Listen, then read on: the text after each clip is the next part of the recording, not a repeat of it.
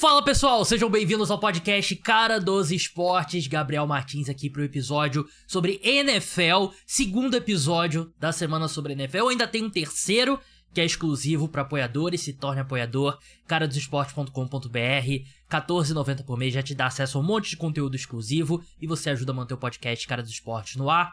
Programa de hoje falaremos sobre o rescaldo do Monday Night Football, né? Vamos falar, por exemplo, sobre a excelente atuação de Russell Wilson. Russell Wilson voltou?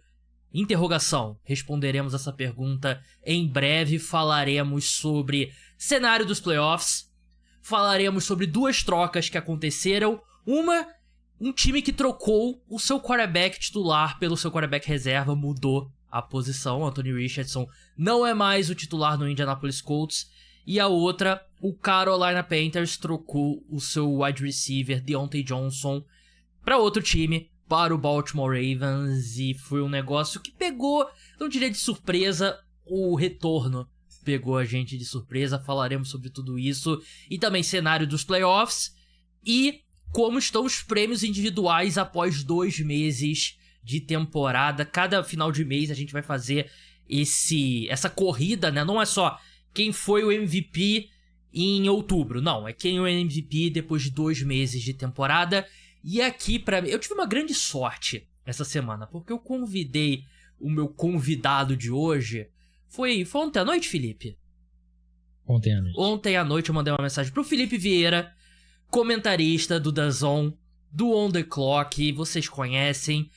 E depois saiu a troca envolvendo o Carolina Panthers, né? E o Felipe Vieira, torcedor número 1 do Carolina Panthers no Brasil. Então eu já sei que ele tá irritado, conversamos brevemente antes de gravarmos. Felipe, você aguenta esperar pra gente passar pelo Monday Night Football antes de você poder desabafar sobre a troca? Aguento. Eu consigo. É, realmente. Cara, que... A gente já deu spoiler da nossa reação sobre a troca. Mas enfim, vamos entrar no Monday Night Football, né? A vitória do Pittsburgh Steelers pra cima do New York Giants, que tava sendo ali uma batalha de special teams, field goal, retornos e tal. Os Giants conseguem um touchdown, os Steelers conseguem um touchdown também. Placar final 26-18. Um jogo que mostra que não foi uma aberração de uma semana só o desempenho do Russell Wilson, né? O Russell Wilson jogou bem novamente. Eu não vou dizer que foi espetacular, porque o ataque dos Steelers não teve desempenho espetacular. Tava só chutando field goal e tal, até o terceiro quarto. Mas se tinha uma qualidade do Russell Wilson no auge que a gente lembra, era a bola longa dele. E a gente não via essa bola longa com o Denver Broncos, até porque um ano foi o Nathaniel Hackett, o treinador. Isso a gente começa a ver em retrospecto, né? Um ano foi o Nathaniel Hackett, o treinador. No segundo, ele ainda não tinha wide receivers, era o Sean Payton, e o Sean Payton odeia o Russell Wilson, né? Isso ficou bem claro, bem rápido na última temporada. E agora, com um time que não é espetacular em termos de talento, mas tem, George Pickens e tal, Pat Freiermuth, uma linha ofensiva ok, um bom chamador de jogadas, Arthur Smith, desastre como head coach. Desastre talvez seja forte, mas não foi um bom head coach, mas um bom chamador de jogadas. E a gente vê essa grande qualidade do Russell Wilson voltando a aparecer. E é o que os Steelers precisam, né? Ter um cara ali capaz de abrir o campo com esses passes longos. E o Russell Wilson tem sido esse cara. Então Felipe, não sei você, eu não via, não esperava, não acreditava que o Russell Wilson ainda tinha isso dentro dele. Mas não tem como voltar ao Justin Fields. Ele fez o que o Justin Fields, na minha opinião, nunca fez, que foi abraçar e fechar a porta numa possível mudança de quarterback no time titular. Exato. Eu até critiquei na época ali essa mudança pro Russell Wilson. Achei que tinha que continuar com o Fields, que tava fazendo um arroz com feijão ali, nem bem feito, mas tava fazendo um arroz e feijão e tava entregando, sabe? Tava batendo suas proteínas do dia com um ovinho ali e tal. Era isso que tava fazendo. Então, eu achei que deveria ficar com o Justin Fields, mas estava errado. O Russell Wilson mudou esse ataque dos Steelers, mas mudou esse ataque agora? É um ataque que assusta o resto da NFL? Não é. Tá? Então, vamos pisar no freio para quem tá super empolgado com o Russell Wilson, porque ele tem feito uma coisa muito correta, que é essa bola longa. Isso ele tem desbloqueado ali e desbloqueou o George Pickens principalmente. Já é suficiente para esse ataque ser mais eficiente. Mas, ainda assim, não é um ataque que eu tenho confiança em playoffs, tá? Eu sei que o torcedor dos Steelers está muito empolgado agora. Tem muita gente fã do Russell Wilson empolgadíssimo e falando Mas calma, tá? Calma. Eu acho que é um time que ainda assim agora tá com caminho pros playoffs. Mas dependendo de quem bater ali, né, nesse wild card, eu acho que é um time que pode chegar primeiro jogo de playoffs e ir para casa. Porque eu ainda não tenho essa expectativa toda com o Russell Wilson de transformar e olha, ele virou o Russell Wilson do Seattle. Não acho que seja, não acho. Inclusive, se a gente for pegar que a relação já estava tão conturbada, Russell Wilson e Sean Payton, que já era um caminho sem volta. Mas nós tivemos bons jogos do Russell Wilson também por Denver que a gente simplesmente ignorou. Uhum. Né? E eu acho que foram partidas ok do Russell Wilson até agora. Lógico que já é suficiente para esse time subir de patamar, mas eu acho que ainda não é um patamar suficiente para vamos brigar por coisas realmente relevantes na temporada. Eu, sinceramente, ainda não acredito nisso. Concordo, mas é um time bem treinado, é um time ainda com uma boa defesa e acho que o Russell Wilson faz isso, né? Ele leva o piso da equipe, né? Porque você tem um ataque funcional, né? E essa questão sobre os jogos dele em Denver, né? Eu acho que é muita questão da expectativa, né? Como mexe com exato. Com a nossa avaliação, né? Porque em Denver ele era um quarterback de $50 milhões e ali qualquer coisa que ele fizesse ainda ficar abaixo da expectativa, né? E agora ele é um quarterback de $1 milhão. Aliás, o Denver Broncos está financiando a temporada do Pittsburgh Steelers, né? Porque tá pagando 40 e tantos milhões de dólares ainda pro Russell Wilson. Mas a expectativa... Ele entrou com uma expectativa muito baixa e você falou, todo mundo, eu também, eu não defendi, eu achei que era um erro a decisão do Mike Tomlin de voltar com o Russell Wilson, mas sempre a ressalva que eu sempre fiz foi, eu também não achava que o Justin Fields havia feito o suficiente pra ser o titular seguindo em frente incontestável, né? Inegável, isso de fato ele não fez. Eu achei que as pessoas superestimaram um pouco o desempenho dele, porque muita gente gosta do Fields, né? Sim. E eu achei que foi extremamente superestimado o desempenho dele nesse início de temporada. Uhum. Não, eu concordo. Eu achei que... só que eu tava numa expectativa muito menor com o Russell Wilson. Sim. Né? Então eu achava que seria mais ou menos o mesmo nível. E aí, pra ficar entre elas por elas, 6 por meia dúzia, pra mim manteria o Fields. Mas não é o caso, o Russell Wilson realmente subiu do 6 ali para uns 7, eu acho, tá? Sim, já é um nível que o Justin Fields não consegue alcançar, né? E a minha eu achava que, tirando o que o Fields faz com as pernas, eu achei que ia travar. Exato. E era isso que me pegava, porque o Fields ele consegue entregar algo que o Russell Wilson não consegue. Uhum. E o que o Russell Wilson é bom, eu não sei se ele é bom agora em 2024. Uhum. Tinha muita dúvida sobre isso. Ele ainda segue sendo bom nisso, pelo menos. Sim. Então, e se ele é bom nisso, já é suficiente para ele ser melhor do que o Fields. Sim. Mas ainda assim é um ataque simplista, tá? É um ataque muito simples, o ataque de Pittsburgh. Sim, claro. É um ataque que fez 26 pontos, né? 26 pontos, mas teve um touchdown de special teams ainda, né? Não foi nada de... Os gols, exatamente. Posicionamento, defesa colocando em boas posições, tudo mais. É um ataque extremamente feijão com arroz. E do lado do New York Giants, o Daniel Jones, ele queima o feijão, o arroz fica todo empelotado e ele joga a panela quente nos torcedores e cospe na comida. Ele faz feijão na frigideira e coloca o arroz na panela de pressão. É mais ou menos isso. É, por aí mesmo. E, claro, meus sentimentos sobre o Daniel Jones são bem claros desde o draft de 2019, né? Cara, como que a gente não sai desse ciclo? Exatamente. Gabriel, eu não sei, cara. Quantos anos a gente tá falando de Daniel Jones em podcast, né, cara? 5 anos. Quer dizer, sexta temporada dele.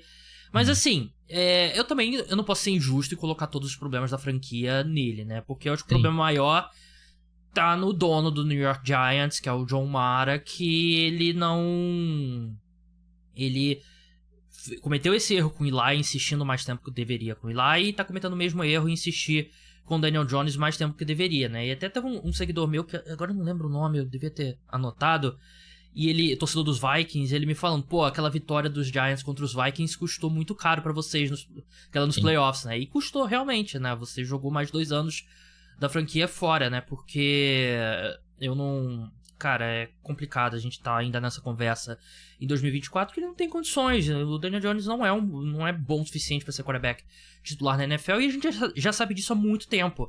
E é aquela coisa de você insistir no mesmo erro ali, insistir na mesma coisa, esperando um resultado diferente. Eu acho que os Giants têm um elenco melhor do que na última temporada. O Malik Neighbors não jogou bem ontem, né? Mas ele é uma estrela. Mas aí você vê, pô, aquela chamada de conversão de 2 pontos e... E até aquela falta de 12 homens que você mesmo me alertou no Twitter, e você tem razão, né? Foi mais ali pra já ter a primeira descida, né? E já gastar menos tempo no relógio e tal. Uma segunda pra 3, se eu não me engano. Exatamente. Mas é difícil imaginar... Eu sei que o John Mara falou recentemente que ele não espera mudanças e tal... Mas é difícil acreditar que o Daniel Jones não vai levar junto com ele o Joe Schoen e o Brian Daboll, que sinceramente eu acho que eles não são inocentes. Eu acho que eles tiveram um primeiro ano muito promissor, mas depois disso... Contrata o filho do Joe Schoen, né, que queria draftar o Jaden Daniels pro Giants, né, então... Ele deu o gabarito, né, ele fala... Se não esse, você vai pro Drake May. Se não... tu não vai ter esse emprego de novo, então arrisca. Pô, o garoto muito sábio. Mas... Exato. Assim, você que é um cara imparcial, Felipe, o que você diria se você tivesse tomado essa decisão? Joe Schoen e Brian Daboll voltam pra 2025, o que você faria? Eu gosto do Brian Daboll, tá? Então, é lógico que é difícil separar as duas coisas. Eu, particularmente, apesar do bom draft, tá? Do Schoen de 2024, Aaron Trace tem contribuído, Andrew Phillips tem jogado bem, Tyler Nubin tem jogado bem, então é um bom draft, mas eu acho que ainda não é o suficiente para limpar a barra do Joe Schoen, tá? Então eu demitiria o Joe Schoen. Eu não sei se essa combinação do Brian, se eu tenho que demitir um para demitir o outro. Eu, particularmente, se eu tivesse que escolher, eu ainda manteria o Brian Daboll, contrataria um novo GM, falou, neste ano você vai trabalhar com o Brian Daboll. Ano que vem, se as coisas não derem certo, você tem carta branca aí para escolher um novo head coach, tá? Mas eu gosto do trabalho do Brian Daboll. Acho que ele eu gosto de ouvir ele falar, que ele fala, me parece ser inteligente, as coisas que ele fala tá num caminho que eu gosto filosoficamente falando. Agora, quando o Joe Schoen abre a boca, até nas decisões corretas dele, e o Hard Knocks ficou mais claro quanto a isso, eu falo, cara, até as decisões corretas ele parece que tá tomando a decisão certa pelos meios errados, sabe? Então eu não gosto do Joe Schoen. Esse Hard Knocks acho que foi muito prejudicial para ele. Sim. E eu demitiria ele e manteria o Daboll. Cara, eu quero ver qual general manager vai aceitar esse Hard Knocks da off-season, né? Seguindo em frente. Porque, porra... cara... Você tem assim... Você tem que ser inteligente para aceitar isso. Sim. Tem que ter confiança. E a gente tava falando isso. Tem um tanto de time completamente idiota na NFL e falando, mas você tá falando aí, você acha que entende mais do que GM de NFL? Pô, eu acho que tem uns 5 ali que eu entendo, cara, com todo respeito. E eu tenho certeza que o Gabriel também, e talvez você que está escutando esse podcast também. e talvez 85% de quem está escutando esse podcast também. Porque não é possível, são umas decisões tão estúpidas e esdrúxulas que você fala, cara, não faz o menor sentido. Não faz o menor sentido. Então, esse Hard Knocks, eu entendo que você fala de pode ser muito prejudicial, mas ele pode fazer com que você saia como um gênio da parada. Se você fizer o mínimo, sabe? O Joe Schoen não fez o mínimo. Sim. Assim, essa questão de... Eu aceitaria Felipe Vieira como General Manager dos Giants, pra deixar isso aqui bem claro. Eu só acho que essas decisões erradas, eu acho que muitas vezes passa dos caras... Acho que tem tantos fatores que a gente não vê de fora, que os caras se deixam levar e acabam não tomando a decisão correta por motivos errados, né? E eu acho que tem muito disso também. E tem outros caras que são burros, né? Mas eu acho que... Tem gente inteligente que eu acho que é bem intencionada, mas aí chega num emprego como esse, é uma pressão muito grande, e aí tem, a gente buzinando teu ouvido, o dono buzinando teu ouvido e tal, sei o quê, e aí você acaba se vendo meio que obrigado a tomar decisões que você provavelmente não deveria. Falando nisso, vamos falar sobre a troca que o Carolina Panthers fez nessa terça-feira, time para o qual Felipe Vieira torce. A equipe mandou o wide receiver Diontae Johnson, de 28 anos, para o Baltimore Ravens. Mandou o Diontae Johnson uma escolha de 6ª rodada e recebeu de volta uma escolha de 5ª rodada. O que isso significa? Na prática, os Panthers subiram ali entre 10 e 15 escolhas, projetando que os Ravens devem ter ali 28ª, 29ª, talvez até a 32ª escolha se eles vencerem o Super Bowl. E os Panthers muito provavelmente terão a primeira escolha geral, vão estar ali 2ª, 3ª. E aí entre a 5ª e a 6ª rodada tem um grupo de escolhas compensatórias, né? Que são aquelas escolhas que os times recebem, que a NFL define, é uma conta lá com jogadores que você pede no mercado de free agents e tal. É como o nome diz, né? É pra compensar o time pelos jogadores que eles perdem no mercado de free agents. A mais alta é de 3ª rodada, né, Felipe? As escolhas compensatórias, né? E aí tem de 5ª também, ali entre a 5ª e 6ª e tal. Então, levando isso em consideração, entre 10 e 15 posições que o Carolina Panthers eu tenho até aqui, pra ficar mais preciso a informação, essas escolhas compensatórias a gente só vai saber lá pra fevereiro, março, né? Março, provavelmente. Mas dá pra você simular, projetar. Nesse momento tem projetado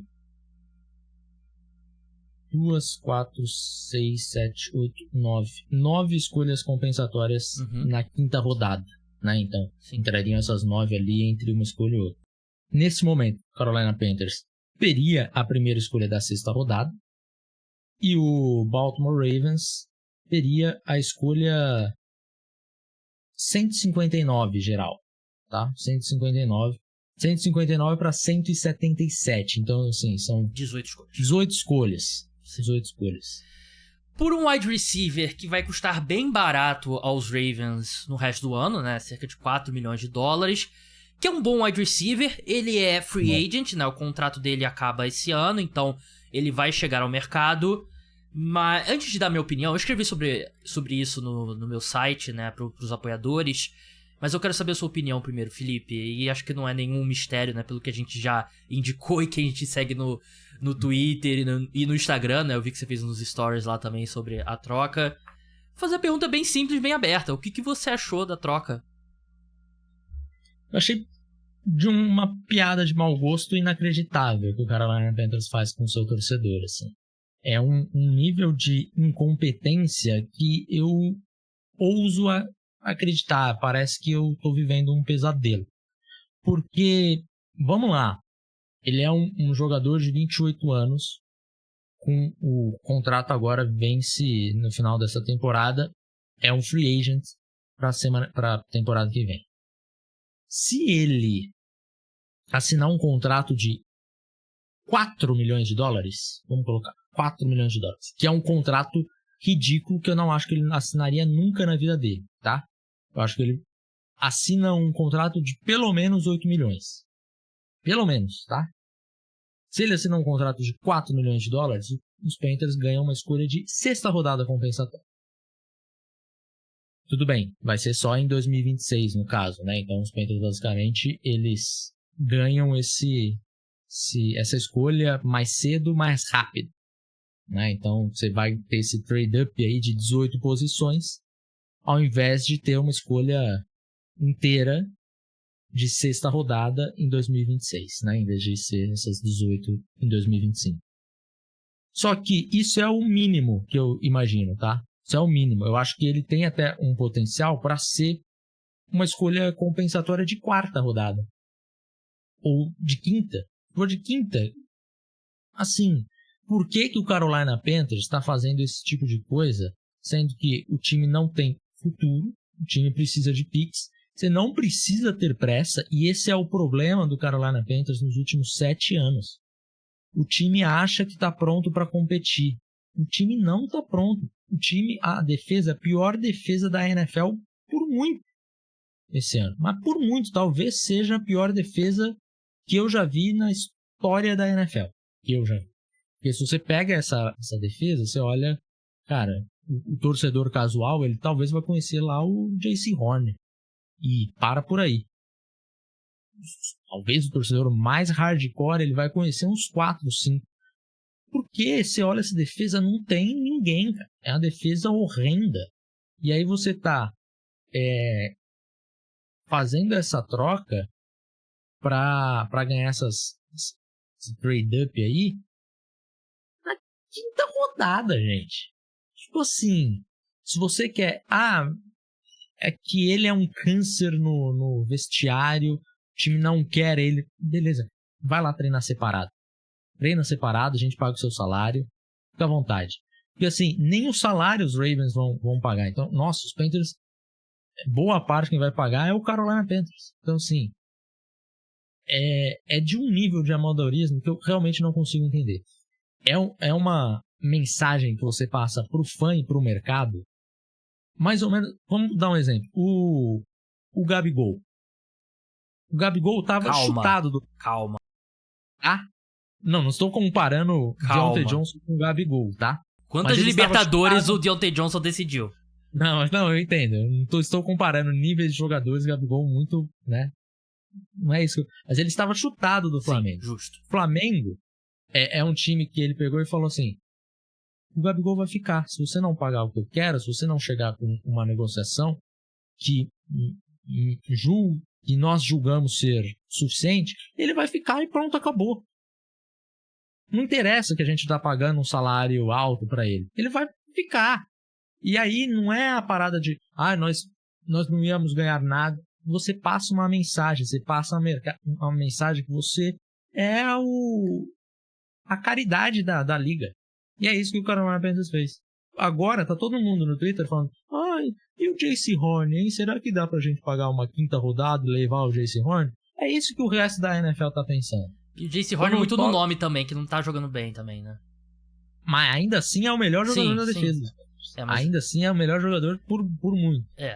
Eu acho que o GM, quando ele recebe uma ligação, ele vê aqui no celular dele, número 700, DDD dos Estados Unidos, 701. Ele olha, Carolina. Nossa, deixa eu atender essa daqui correndo que eu vou assaltar alguém agora.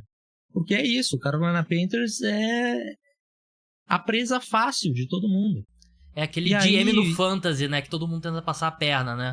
Exato. O cara é um GM que joga um fulano no trade block, você já sai correndo, mandando qualquer proposta, você fala, calma, tô aqui, vem negociar comigo. Se te mandaram uma proposta melhor do que essa que eu te mandei agora, você mandou 3 jogadores que não passaram perto de ser seus titulares, não vão entrar no seu lineup. Mandar uma proposta melhor, você fala comigo que é o melhor, hein? Eu te mando uma 4ª rodada junto. O que você acha do Tyreek Hill? Acho que é uma boa ideia, né? É isso, cara. Carolina Panthers virou isso. Virou o cara que tá aprendendo a jogar fantasy agora. Sim. É patético. Cara, foi uma troca tão ruim que eu fui pesquisar se o Dan Morgan, general manager dos Panthers, trabalhou no Baltimore Ravens. Porque NFL é muito contato, amizade e tal. E, pô, de repente ele é amigo do Eric DeCosta e quis fazer um favor pro amigo dele. Pô, de repente o cara emprestou um dinheiro pra ele, de repente, pô, salvou o filho... Fico te devendo essa, né? Pô, agora tamo kit, não? De repente, pô, o Dan Morgan, o Eric DeCosta, o filho do Dan Morgan tava engasgando, ele fez aquela manobra lá e desengasgou, aí, pô, tem que retribuir de alguma forma. Porque é uma piada, é tudo isso que você falou, né? E eu acho que, assim, tinham 3 caminhos pro Carolina Panthers. Você segura ele até o fim da temporada e perde ele por uma escolha compensatória, como você já descreveu muito bem, que seria melhor do que esse retorno que a equipe conseguiu. Você falou 8 milhões, eu acho que ele poderia conseguir mais no mercado aberto. Também. Do jeito que eu joguei lá embaixo. Do jeito que o mercado tá aquecido de wide receiver... Porra, ele teria mercado. Você pode segurar ele e renovar o contrato do Deontay Johnson na off-season, porque ele é um bom wide receiver. Sim. Também é uma opção. É um bom jogador. Ou você pode trocar ele por algo que realmente vale a pena, né? E não foi o caso. E assim, eu sei por fato que a equipe teve propostas melhores algumas semanas atrás e não trocou. E aí, agora não é mais fato, agora é especulação. Eu sinto que teve, quando o Andy Dalton entrou no time e tal, rolou uma ilusão de, pô, não vamos mexer no time aqui, acho que a gente pode... Mas é isso que tem sido o Carolina Panthers nos últimos anos. Assim, às vezes eu sinto falta de se fala muito que o dono tem interferência direta no Carolina Panthers. Eu acho que não sei se é verdade de fato ou não, porque os reportes, eles são controversos quanto a isso, então eu não coloco a minha mão no fogo nesse sentido, mas eu acho que tinha que ter um dono que intrometesse mais, porque assim, o dono é o único cara do time que ele sabe que estará lá daqui a 5 a 10 anos. Sim. Falta o dono chegar lá e falar: ô meu amigo, vocês receberam a proposta do Brian Burns por 2 primeiras rodadas, vocês não estão querendo trocar, por quê? Vocês acham que ano que vem... Não. Pode ligar lá, vamos aceitar essa proposta. Peraí, vocês receberam uma terceira pelo Deontay Johnson, não quiseram trocar porque agora vocês ganharam do Las Vegas Raiders? Não. Pode trocar. Sim. Pode trocar, porque o pensamento do Carolina Panthers tem que ser em 2026, não em 2024. Sim. 2024 já acabou. E já estava acabado há muito tempo. Na primeira semana da temporada regular, quando o Bryce Young apareceu para jogar essa bolinha michuruca que ele joga, você já falou que acabou a temporada. Sim. É isso. Não tem mais conversa de o Andy Dalton vai nos levar. Não vai. O que ele podia fazer era levar 5 vitórias, 6 vitórias. E pra mim seria ótimo já, porque eu já estaria, meu Deus, ganhamos 5 jogos. Coisa ótima. Mas até chegar abril e você vê o Panthers com a 6ª escolha, né, ao invés da segunda, exato. Né? E... Mas eu tô tão carente de vitórias que se ganhasse 5, eu ia falar, tá bom, ganhou, a gente tem a escolha 7 e agora a gente vê o que faz com isso. É bizarro mesmo. A única coisa que eu consigo entender a troca é simplesmente trocamos para realmente o time ficar pior e a gente ter mais chance da pick 1. Sim. De repente pra você, vamos... É aquela coisa do Moneyball, né? Que você troca todo mundo ali pra jogar o Harryburg na primeira base, né? Meio pra, sei lá, pra dar mais alvos pro Xavier Legette, né? Que jogou bem. O Deontay Johnson não jogou nesse domingo e ele jogou bem, né? Mas assim, ainda não é uma justificativa boa o suficiente. Não é uma justificativa boa o suficiente pra você dar de graça pros Ravens o péssimo, porque pra mim é melhor você ter ele lá. Cara, você não quer jogar? Você não vai jogar. Você vai ficar aqui, a gente finge uma lesão, coloca você na Injured Reserve e acabou a sua temporada. E ainda tem uma semana pra até a janela de troca fechar. Exato. Pra que fazer isso agora? Né? Pra mim não faz o menor sentido. Você tem toda semana times com contenders com lesões em wide receivers. Stephon Diggs agora tá fora da temporada. Então, a cada semana que passa, teoricamente, o mercado aumenta. Então, é isso. É o Carolina Panthers. Sim. Daqui a 3 anos a gente vai estar falando a mesma coisa, que provavelmente esse time vai chegar em 2025 e falar: nossa, a gente tem a pick 1, vamos pegar um quarterback, porque nós precisamos de um quarterback. E vamos subir da escolha da 3ª rodada agora para a 2ª, para a gente pegar um wide receiver. gasta a escolha de 2026. Vai ser isso. Porque esse é o Carolina Panthers. É patético. Sim. E assim, eu acho que também rola um pouco de desespero depois que Chiefs e os Bills trocaram por DeAndre Hopkins e Amari Cooper. O que eu acho que é um desespero exagerado, porque ainda tinha times precisando de wide receiver. São Francisco tá precisando. Tá todo mundo precisando. E Tampa Bay também, com a lesão do Chris Godwin e do Mike Evans e tal. E um cara que era... Chargers, você tem muita opção. E o Christian Kirk acabou de quebrar a clavícula, que ele era o cara também mais especulado de wide receiver, tá fora da temporada, então você tira um cara do mercado. Menos um. E você tem um cara, você tem ainda um monte de time precisando de wide receiver, foi muito... não tem como defender. E do lado do Baltimore Ravens, né, pô, maneiro pro torcedor do Ravens, é aquela coisa, né, todo dia sai um otário e um esperto de casa, e pra torcedor dos Ravens foi bom que eles se encontraram nessa terça-feira, né, porque os Ravens, claro, não resolve o grande problema dos Ravens, que é a secundária, mas você nunca vai resolver um problema do seu elenco com uma troca no meio da temporada. Troca no meio da temporada é oportunidade de mercado. E aqui foi uma oportunidade de mercado absurda. Agora eles têm Zay Flowers, Rashad Bateman, que vinha jogando muito bem até aquele drop que ele teve contra o Cleveland Browns no último domingo, que foi bizarro.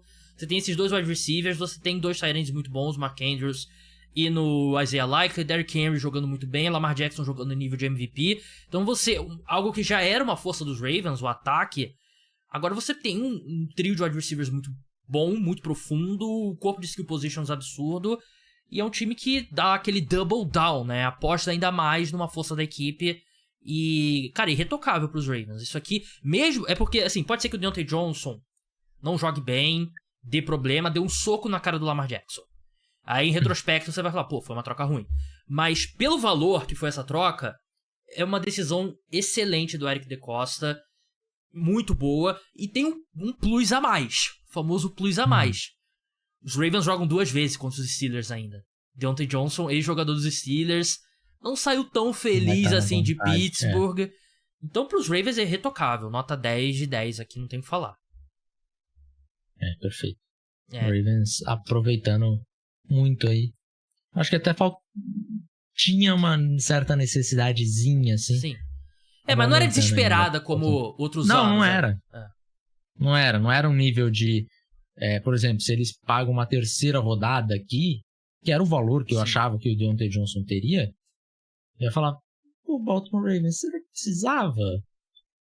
Aquela coisa de fazer compra com fome, né? Acho que não precisava, mas... por isso. Pegou o troco do pão e é isso. Nada que fala. Uma excelente troca pro Baltimore Ravens.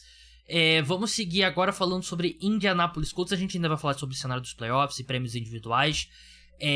Anthony Richardson, quarterback reserva do Indianapolis Colts. Joe Flacco vai ser o titular na quinta-feira.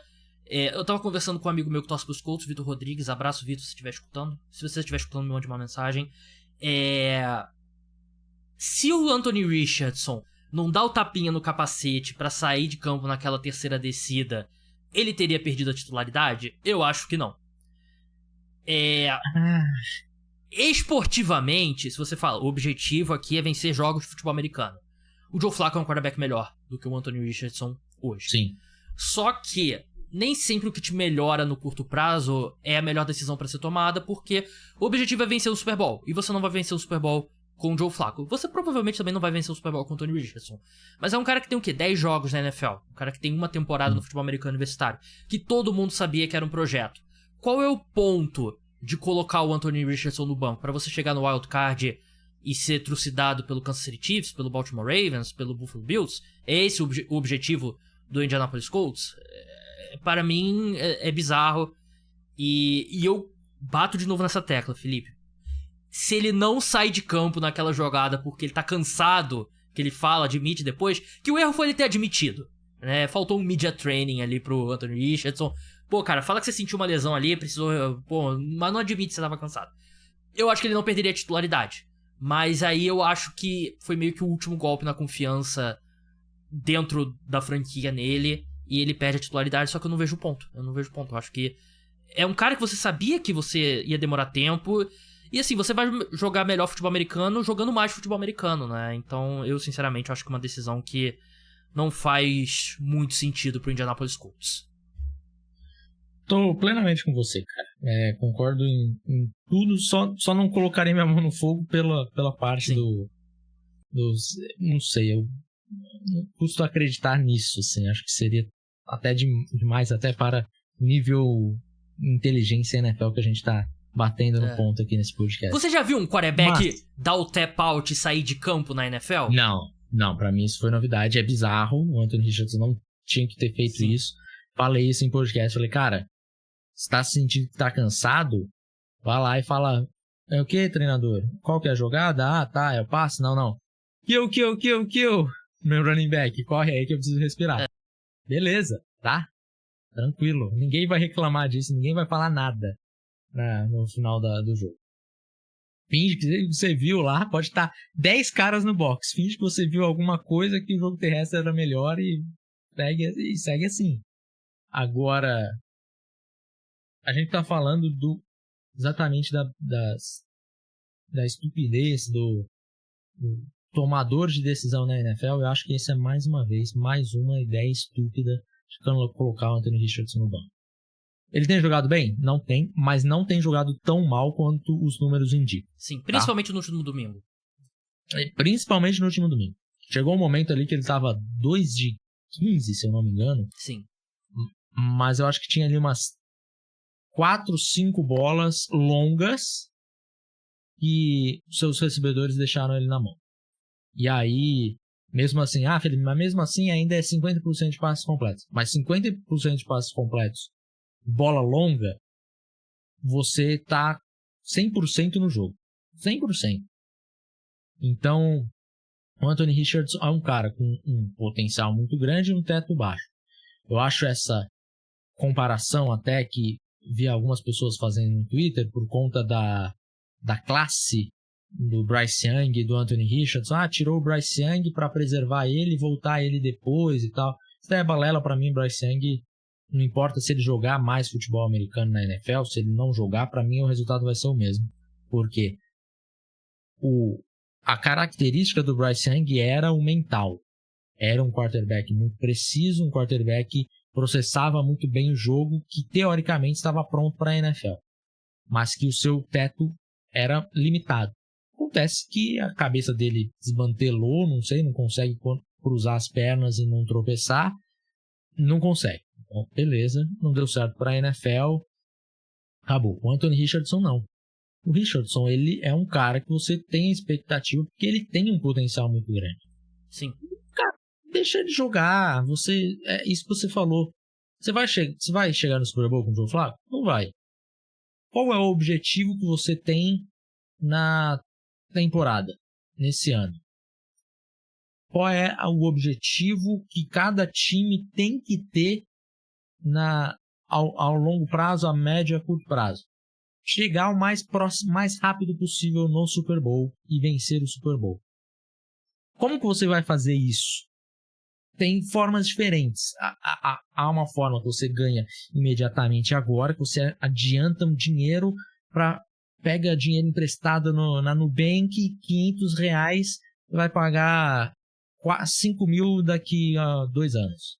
É essa forma que você quer fazer? É isso que o Carolina Panthers está fazendo? É isso que o Indianapolis Colts está fazendo? Não é a forma mais inteligente. Você raramente vai conseguir chegar. Você precisa junta esse daqui, essa temporada, para juntar dinheiro para você fazer a viagem. Então faz isso, junta o dinheiro, economiza, pega o que você precisa fazer para chegar lá e ter uma condição de vitória. Se não agora em 2024, em 2025. Se não em 2025, em 2026. Os times, eles parece que têm na mentalidade que se não for esse ano, não é nunca mais. Eu vou ser demitido se eu não ganhar. Calma aí, rapaziada. Relaxa. Não é assim que funciona. É aí que entra o dono, né? Que precisa ter essa visão de longo prazo, né? E aí, a cada vez mais, os times vão trocando os pés pelas mãos e fica nesse limbo eterno de... aquele ano lá eu fui nos playoffs, tá, beleza. Você foi nos playoffs, ganhou um jogo, perdeu o outro, ficou 5 anos sem ir. Valeu a pena? Pra mim, não vale de nada, tá? Não vale de nada. Então, acho que falta um pouco isso. É bizarro, né? Porque assim, eu entendo, o Chris Ballard tá super pressionado, né? O general manager dos Colts, né? Mas é uma decisão do técnico, né? Que o Shane Steichen não tá fazendo um trabalho bom esse ano, mas não tá pressionado, né? O Shane Steichen, o primeiro ano dele, 2023, foi muito bom, né? Quase venceu o treinador do ano, né? Então eu não entendo muito o ponto. E assim, acho que um bom exemplo é o Washington Commanders, ano passado, né? Que o Sam Howell vai ser o titular até o fim, não importa. Tem o Jacob Brissett no banco que é melhor que ele? Tem, mas ele vai ser o titular, porque ou ele vai jogar bem, ou ele vai nos dar uma escolha muito alta no draft. E aí ele selecionou o Jayden Daniels. E aqui, o que os Colts vão fazer, o Joe Flacco vai fazer eles vencerem mais jogos do que eles venceriam com o Anthony Richardson se ele seguisse nessa trajetória atual que ele tá. E aí você não vai ter a 4ª escolha do draft, você vai ter a 11ª. Ou, quem sabe, até mais baixa do que isso, né? E aí você fica nessa... Vai tirar o Philip Rivers da aposentadoria de novo, vai tirar o Matt Ryan, vai seguir nessa rotação do você é o Indianapolis Colts, né? E, enfim. O Anthony Richardson não vinha jogando bem, isso é verdade, até eu concordo. Eu falei isso no podcast, eu acho que os números dele foram piores do que realmente foi, mas ainda assim não foi uma boa atuação. Mas se eu fosse um time inteligente... E a gente sabe mais ou menos quem são os times inteligentes na NFL, né? Tipo, Philadelphia Eagles, Baltimore Ravens... Não é coincidência, né, gente? São sempre os mesmos times tomando boas decisões, né? E, sei lá, Kansas City Chiefs e tal. É um quarterback que eu tentaria roubar. Tentaria botar no meu banco e, pô, vamos ver o que você pode fazer aí, tendo um ano como reserva e tal. Porque eu acho que é um cara que... ele ainda tá muito longe. Se ele vai ser um bom quarterback, o mais provável hoje é que não vai. Mas ele ainda... É a diferença que você falou do Bryce Young, né? Ele tem todas as ferramentas físicas imagináveis. Tudo físico dele é 10 de 10, o Anthony Richardson, né? Enquanto o Bryce Young, ele é da minha altura e do Felipe, né? Inclusive encontrei o Felipe Vieira voltando do jogo lá. A gente se esbarrou no mundo de gente indo em direção ao metrô, né? E então eu posso dizer isso. Vai que o Felipe Vieira, sem muita laje, tem 1,95 m, né? Mas ele tem a nossa altura. Tem a nossa altura, né? Então essa é a questão. Mas enfim, podemos avançar ou tem mais algum ponto sobre Colts e Anthony Richardson? Não, acho que passamos bem passado. Cenário dos playoffs, acho que depois de 8 semanas dá pra gente olhar aqui pra classificação, né? E tirar algumas coisas. A gente tem a AFC Leste com Buffalo Bills 6-2, Dolphins 2-5, Patriots 2-6, Jets 2-6. Aqui acabou, né? Buffalo Bills, parabéns pelo título da divisão, né? Parabéns. Aqui não tem pode cravar já. Aqui não tem muito o que falar. AFC Norte, temos Pittsburgh Steelers 6-2, Baltimore Ravens 5-3, Cincinnati Bengals 3-5, Browns 2-6. É difícil pra mim descartar o Cincinnati Bengals por conta do Joe Burrow, do Ja'Marr Chase. Mas pelo futebol americano apresentado até agora, é uma corrida de 2 times. Eu ainda iria com o Baltimore Ravens, porque é o time mais talentoso. E é o que a gente já falou sobre os Steelers, né? Tem um teto, claro. Mesmo essa sequência boa ainda, venceu o Giants. Parabéns. E agora os Steelers começam a pegar um calendário que... o calendário esquenta mesmo. Agora acabou a mamata, digamos assim. Ganhou dos Jets, ganhou dos Giants. Legal. Bacana. Agora eles pegam Washington Commanders, Baltimore Ravens, aí depois Cleveland Browns, Cincinnati Bengals, Cleveland Browns, que são jogos de divisão, sempre são jogos duros, 2 desses fora de casa. Philadelphia Eagles, Baltimore Ravens de novo, Kansas City Chiefs e encerra em casa contra os Cincinnati Bengals, né? Então, a parte boa do calendário já foi do Pittsburgh Steelers, né? Então, eu iria de Baltimore Ravens aqui. Eles passaram por as vitórias deles. Giants, Jets, Raiders, 3, com todo respeito nesse momento, 3 vitórias que são obrigatórias para quem tá num time que pensa em playoffs, né? E aí nas primeiras 3 semanas ainda pegaram vitórias um pouco mais complexas contra os Falcons, Broncos e Chargers. Sim. Mas eu acho que agora o calendário é outro patamar. Sim. Até o Cleveland Browns, se pegasse o Cleveland Browns lá na semana 1, lá na semana 5, quando era o Watson, beleza. Agora com o Winston, por mais que o Winston não seja grande coisa, eu acho que meio que se equipara o patamar dos times, assim, sabe?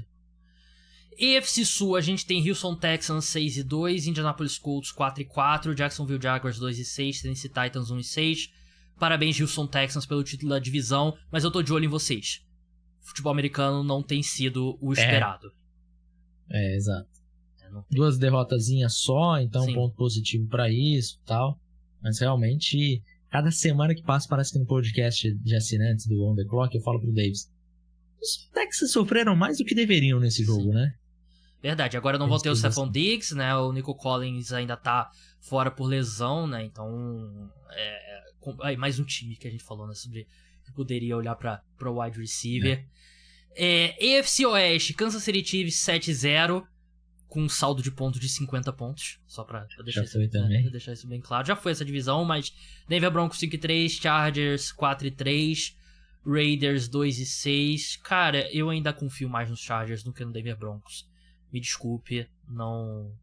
É o Justin Herbert. E aí eu ainda acho que o Chargers termina na frente dos Broncos. E vou falar aqui, vou te defender como você, torcedor dos Panthers. Você não pode falar isso que eu vou falar agora, porque vão falar que você tá chorando. Mas eu achei que o Sean Payton foi extremamente deselegante no jogo de domingo. Deselegante porque ele é uma pessoa deselegante. Ele é um ser humano desprezível, Sim. Sean Payton. Mas, assim, de todas as preocupações que eu tenho, a menor delas é o Sean Payton querendo pontuar em cima do meu time e depois já tá com a vitória garantida. Eu achei 28 ainda sou da filosofia que se você quer reclamar do outro lado, você simplesmente jogue melhor do que isso, tá? Então a defesa dos Panthers foi lá reclamar, o J.C. Horn, pra mim acho balela, tá? Quer reclamar? Eu acho lá que eu não faria isso se eu fosse o treinador, se estivesse nessa condição, não faria, mas também não vou lá reclamar que você, a gente é café com leite, colé, sabe? Eu acho muito chorão, assim, muito chorão esse papo aí do J.C. Horn. Detesto isso também, mas enfim. Mas eu achei que... dos meus problemas é isso daí. Eu acho que, tu continuar jogando, tentar fazer touchdown, eu acho que é o certo. Eu até acho que é uma forma de mostrar respeito. Mas, fake field goal, trick play, aí eu acho que é o Sean Payton, né? É o Sean Payton, infelizmente. Na NFC temos Washington Commanders 6-2, Philadelphia Eagles 5-2, Dallas Cowboys 3-4, New York Giants 2-6. Aqui a pergunta é se você dá um voto de confiança pro Dallas Cowboys ou se é uma corrida entre dois times. Não. Dallas Cowboys não dá. Não tem uma confiança pra mim. É um time que a defesa caiu muito de nível. Sim. A Free Agents ficou claro isso. Acho que na Free Agents a gente ficou repetindo como eles iam precisar que tudo desse, todos os jogadores do draft deles dessem certo para que as coisas entrassem num caminho correto. Novidade, nem todas deram certo. Olha só que surpresa. É assim que é o draft. E aí, essa defesa não tá jogando bem. O Dak Prescott, quando ele tá perdendo de 3 posses, ele joga a bola. Vira o Prime Tom Brady, né? Aí eu não consigo confiar nesse Dallas Cowboys. Não consigo confiar nesse treinador. Mike McCarthy também enganou uma pancada de gente na NFL, porque tenho certeza que você também não caiu naquele papinho dele de, olha, agora eu estou vendo analytics aqui, olha, pelo amor de Deus. Reunião com o Pro Football Focus, né? Pelo amor de Deus. Não, Só quem caiu nesse papinho é tomador de decisão da NFL. É aquele tweet, né? Mike McCarthy, se não tivesse treinado Aaron Rodgers, né? Aí é o cara embrulhando hambúrguer no fast food. Exatamente. Então, Eagles e Commanders, né? Acho que a gente concorda. E é foda, porque o Commanders a gente fica esperando a hora que vai cair que vai, sei lá, vai cair de rendimento, só que a equipe não vem caindo de rendimento, né? O Jaden Daniels vem fazendo uma temporada absurda. E é isso, os Commanders, eles pegaram jogadores, saíram dos Cowboys, especialmente da defesa, e transformaram eles, assim, basicamente transportou, assim. A defesa tem jogado cada vez melhor, a cada semana tem jogado melhor. Exato. Pegou o Frank Louvo, tem sido um dos grandes destaques também dessa defesa dos Commanders, tem jogado muita bola. Então, eu acho que a gente tem que dar mais confiança para esse time dos Commanders, porque o quarterback, cada semana que passa, fica melhor. O Jaden Daniels, cada semana que passa, fica mais confiante. Um quarterback que o ataque fica mais complexo. a desconfiança que nós tínhamos no Cliff Kingsbury passa a ser já um ponto de o Cliff Kingsbury tinha que ser assistente do ano. Sim. Porque ele tá nesse patamar agora. Se a gente vê só a temporada, ele é um dos candidatos. Então, acho que o Washington Commanders, a desconfiança, acho que pra mim já ficou atrás. Sim, mas os Eagles também parecem um time que estão se encontrando, né? Acho que o quanto que eles podem se encontrar com o Nick Sirianni, acho que é discutível, mas enfim. Exato. NFC Norte, Detroit Lions 6-1, Green Bay Packers 6-2, Vikings 5-2, Bears 4-3. A gente sabe que é uma divisão muito forte, mas também sabemos que essas campanhas eram muito infladas, porque eles não tinham se enfrentado ainda, né? Os jogos divisionais estão começando a acontecer. E por mais que não seja uma vantagem grande, né? Os Lions têm mesmo número de vitórias, mas tem um jogo a menos que os Packers. Ainda mais tratando dos Packers com a lesão agora do Jordan Love, eu acho que a divisão é dos Lions. Eu acho que teria que acontecer algo muito fora da curva para os Lions não vencerem, porque para mim hoje o Detroit Lions está um degrau acima de todos os outros times da NFC.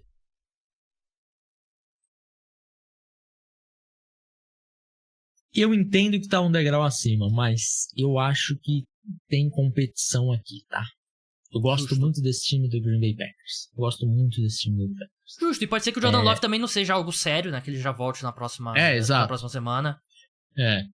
Então eu tô muito ansioso pra ver esse jogo.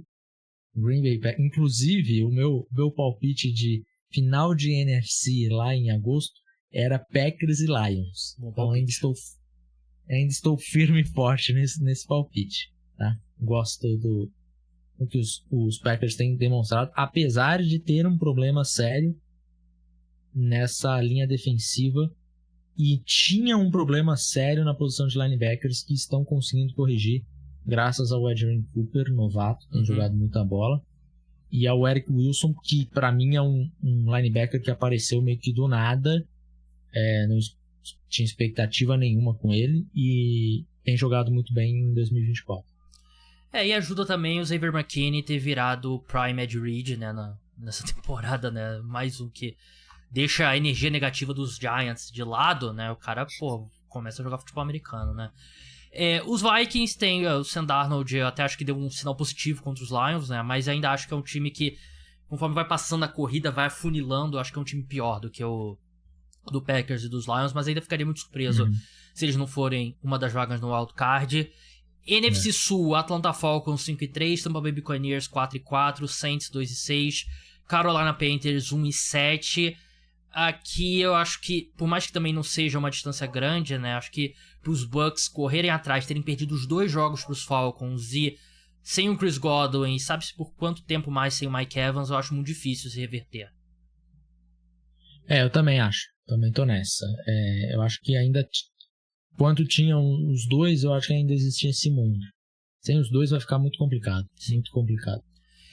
Trey Palmer não tem jogado bem, Jalen McMillan também ainda não se encontrou, então vai ficar difícil pros Bucks. E eu gostei da atuação do Baker Mayfield na última rodada. Também acho que ele jogou bem.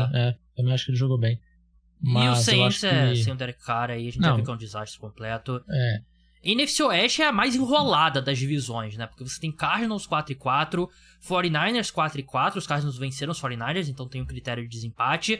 Você tem o Seattle Seahawks 4-4 e você tem o Los Angeles Rams 3-4, que já pareceu um time completamente diferente com o Puka Nacua e o Cooper Kupp. Aqui é uma briga de foice no elevador completa.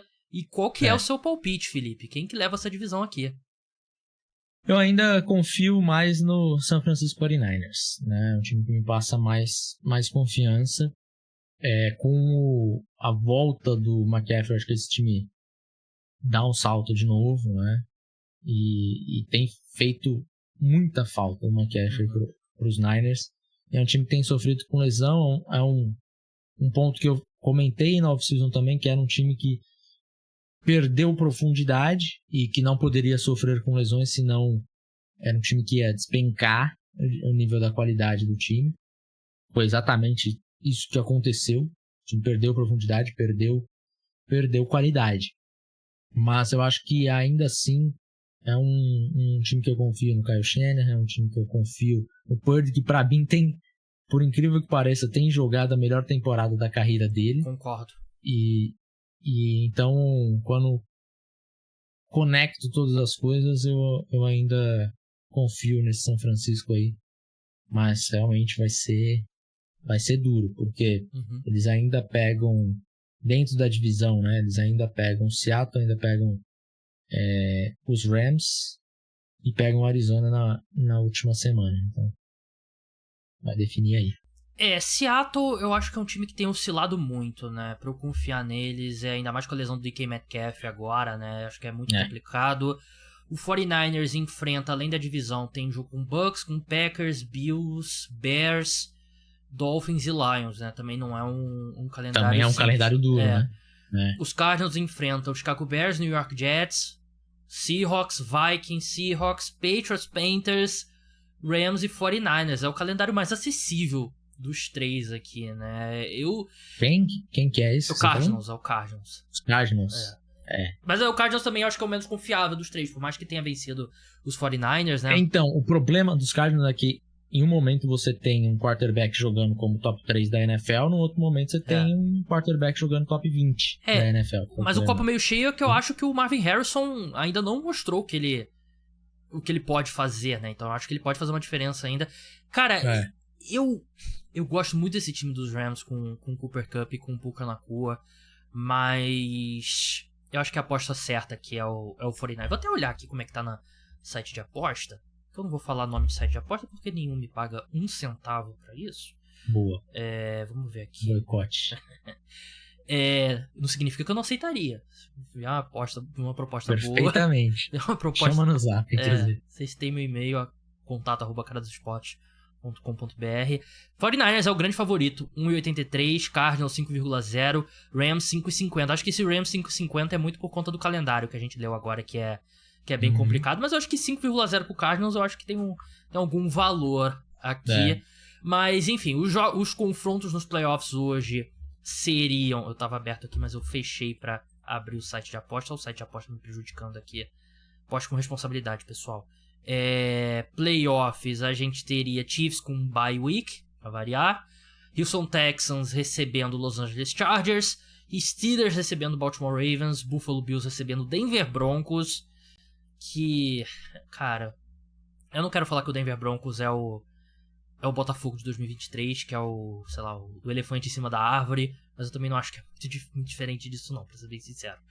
Da NFC a gente tem Lions com bye, Washington Commanders receberia Philadelphia Eagles, Atlanta Falcons receberia Minnesota Vikings e Arizona Cardinals receberia Green Bay Packers. Pra mim é, assim, a NFC mais profunda, como esperado, né? Acho que é talvez o topo da AFC mais forte, NFC mais profunda. Vamos passar aqui que eu já passei da 1 hora que eu pedi pro Felipe aqui de horário dele. Na verdade, acho que eu não falei o horário, mas presume-se que não vai ser muito mais que 1 hora. Depois de 2 meses, Felipe, quem é seu MVP? Lamar Jackson. É o meu também. Acho que o Josh Allen tá próximo. Eu acho que o Jared Goff tem um caso ainda também. Mas pra mim é o Lamar Jackson. Também acho. Acho que neste momento Lamar Jackson ele tem e agora com o Deontay Johnson, né? Vai jogar ainda mais. Que legal, Lamar. Parabéns. Os ricos ficando mais ricos. Mas ele tem jogado muita bola, cara. Eu sei que acabaram perdendo aí para um Cleveland Browns que dá uma machucada na narrativa de MVP e tal. Mas não dá para colocar a culpa no Lamar Jackson a respeito desse jogo. Jogou muito bem. Defesa não, né? Especialmente secundária bastante machucada e tal. Mas pra mim ele é o MVP e o meu segundo seria o Josh Allen também. Defensor do ano eu tenho o TJ Watt, mas pra mim é uma corrida entre ele e o Dexter Lawrence nesse momento. Eu tô no TJ Watt também. Sou fanzaço do Dexter Lawrence, mas pela narrativa também é difícil de ganhar. Sim. O TJ Watt, ele é um jogador que ele é inevitável, né? Ontem eu tava assistindo o jogo do Monday Night, eu falei, qual vai ser o momento que o TJ Watt vai acabar com o jogo? Ainda falei isso no segundo tempo, assim. Ele ainda falta aparecer para acabar com o jogo. Ele só conseguiu um sec? Não, só um sec é pouco. Ou ele vai aparecer forçando um fumble, que normalmente é o que ele faz, ou ele vai aparecer na terceira descida mais importante do jogo, vai ter o sec e acabou. É isso mesmo. E até uma defesa melhor, né, no geral, que a dos Giants, né, então defensor do ano, acho que isso ajuda bastante o caso dele. Cara, os calouros eu acho bem simples aqui. Eu tenho Jayden Daniels no ataque. Também. E o Jared Verse na defesa. Acho que é difícil de fugir disso. A semana que passa ainda tinha uma disputa ali, o Quinel Mitchell que tem jogado bem, sim, como calouro defensivo, mas cornerback você precisa jogar num nível, você não precisa jogar bem, você precisa ser elite. Esse é o Sauce Gardner. Sauce Gardner, Então, ele não tá nesse patamar. E o Jared Verse tem jogado, a da semana que passa ele tem jogado melhor e ainda tem conseguido converter as suas pressões agora, né? Semana passada ele conseguiu converter suas pressões em sacks, que era o que estava faltando para ele. Então agora, acho que ele abriu ainda uma vantagem em relação ao segundo, que para mim era o Quinel Mitchell. E aí o Jayden Daniels acho que tá com uma boa vantagem. Uhum. Mas se acontece alguma coisa com o Jayden Daniels, eu acho que esse prêmio fica bem aberto. Aí Bo Nix é um cara que tá nesse bolo. Uhum. Malik Neighbors é um cara que tá nesse bolo. Marvin Harrison pode chegar nesse patamar. Drake May eu não sei porque tá cedo com ainda, as lesões dele, né, atrapalha e tal. Mas nesse momento acho que nós temos bons candidatos para Offensive Rookie of the Year, bem mais do que Defensive Rookie.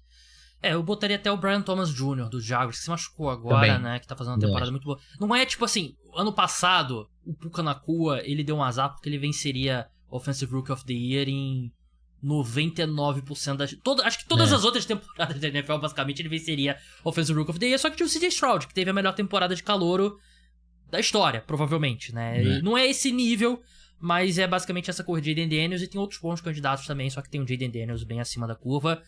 Treinador do ano, Felipe, eu tenho um problema com esse prêmio, porque... Eu também.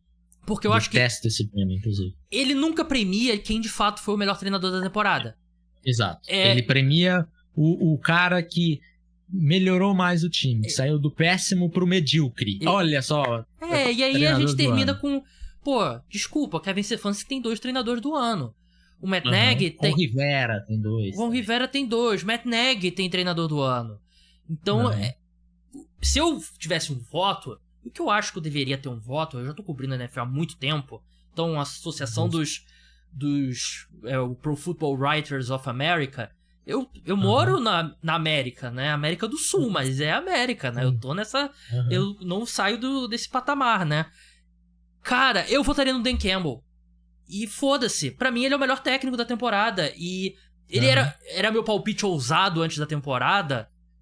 E eu não tô querendo puxar a sardinha pro meu lado, não. Mas eu acho que de todos os treinadores é o que tem feito o melhor trabalho. Eu entendo, Kevin O'Connell, Dan Quinn, eu entendo. E acho que se você quer acertar, você não vai votar no Dan Campbell. Mas seria meu voto, Dan Campbell. Um bom voto. Pra mim, treinador do ano tinha que ser quem colocou um time que você olha e fala, cara, pra vencer esse time é duríssimo. Não quem, olha, era uma moleza e agora a gente tem que até preparar um plano de jogo pra ganhar. E é basicamente o que é o prêmio Coach of the Year na NFL nos últimos anos. Então pra mim ficaria entre Dan Campbell e Andy Reid. Justo. E assim, pela história do prêmio, a gente sabe que quem vai ganhar vai ser o Kevin O'Connell, que eu acho que seria justo também, não acho que seria exatamente um absurdo, né? Mas vai ser o Kevin O'Connell, ou Dan Quinn, ou vai ser alguém nessa linha aqui, mas... Dan Quinn provavelmente seria, sim. Não sei. O pessoal ama o Dan Quinn. Pra ver se tem vou olhar nas casas de apostas. O pessoal ama o Dan Quinn na NFL, né, cara? É meio bizarro até, né? Porque, enfim, o mercado... Ele tá fazendo um bom trabalho, né? Também aí eu vou ser justo, né? Ele tá fazendo um bom trabalho. Deixa eu ver aqui, prêmios, temporada regular, prêmios. Eu vou chutar que o Dan Quinn é o número 1 aqui. Vamos ver. Seria minha aposta também, não faço ideia. Treinador do ano. Dan Quinn favorito, 3,10 as odds. Kevin O'Connell, 7,50. Sean Payton, 7,50. Dan Campbell, 8,50. Pelo menos o mercado deu uma ajeitada aqui no valor dele, porque acho que era tipo 81 pra 1 no início. Acho que o Jim Harbaugh é um cara que vai ter... Ele tá 9,0 aqui. Se os Chargers forem aos playoffs, e o pessoal na NFL ama o Jim Harbaugh, eu acho que é um nome forte também. Mas que bom que a gente concorda que o prêmio de treinador do ano precisa ser consertado. E só pra encerrar, eu nem sei se você separou, que é um prêmio um pouco menor, né? Que é o Comeback Player of the Year. Eu botei o Russell Wilson aqui apenas porque o jogo dele foi ontem, né? A gente tá gravando na terça-feira. Mas seguindo essa toada, vai ser o Russell Wilson, eu acho, né? Porque a gente já viu... Não necessariamente o cara precisa ter se machucado, né? A gente já viu o Philip Rivers. Jogou 16 partidas no ano, mal. Jogou 16 partidas no outro ano, bem. E ganhou o Comeback Player of the Year. Eu acho que o Russell Wilson entra na... Eu não gosto também dessa. Mas assim, você tá voltando do quê? Você voltou que você era ruim, agora você é bom? Não. Sai daqui. Pra mim, Kirk Cousins acho que seria um bom voto. Kirk Cousins, é verdade. Era o meu palpite antes da temporada, mas eu fui prisioneiro. Eu me permiti ser prisioneiro do momento nesse meu. E ele nem tem aqui nas odds o Russell Wilson, né? O favorito é o Kirk Cousins mesmo, 2,70. O Damar Hamlin, 7,0. Ainda, tá? Pô, ele não ganhou ano passado e vai ganhar esse ano. E aliás, assim, baita história. Damar Hamlin não tá jogando bem. Ele não é bom o suficiente pra ser safety titular. E ano passado a odd era, tipo assim, 1.1. E eu acho, sinceramente, eu acho que foi um erro. Pô, o Joe Flacco, beleza. Pô, o Damar Hamlin voltou claro da morte, cara. Foi um erro. Né? Imagina o cara que falou, pô, vou colocar nessa daqui que é certeza. Renda fixa, porra, vou aqui. Tipo, eu suei muito porque eu botei um dinheiro forte, tipo, em janeiro. Marvin Harrison, primeiro não quarterback draftado. E no final começou uma história ali e tal, Malik Neighbors, eu suei. E era tipo 1,33 as odds, mas no final deu tudo certo. Felipe Vieira, sigam ele lá no @LipeVieira, Twitter, Instagram. Assistam. Felipe P. Vieira. Agora eu tô aparecendo mais lá, né? Mudou o arroba aí, então como é que é? Repete, por favor. Felipe P. Vieira. Felipe P. Vieira.